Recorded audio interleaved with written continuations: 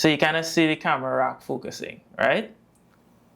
In this video, I am going to show you how to create a rack focus effect while you are storyboarding. So I'm going to take you from scratch. If you want to take this from just the camera focusing on both of them at the same time, you're going to need your initial drawing, and then you want to make sure and have multiple copies of that drawing to kind of work with. If you copy it too much, you could always delete it, right?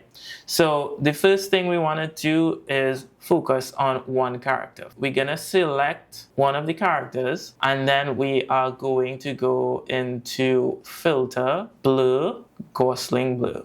So this is where you could kind of determine how focused the character is. We just want it kind of blurry enough so that we focus on the guy in the background. And we deselect that. And what we're gonna do is we are going to save that layer comp there as the first layer. So this is our first shot here. So in this frame, the guy could be talking, he could be saying, you know, I'm sorry, blah, blah, blah, blah, blah, right? And after he apologizes, we want the camera to kind of rack focus, which means that the girl in the front is going to be in focus and then the guy at the back is going to be out of focus. We need to go to the second drawing, and it's going to be all crisp. And what we're going to do is we are going to kind of select both of them, right? And then we're going to go filter, filter, blur, back to Gosling blur, right? So with this, you kind of need to remember what radius your blur is at. So mine is at 5.0,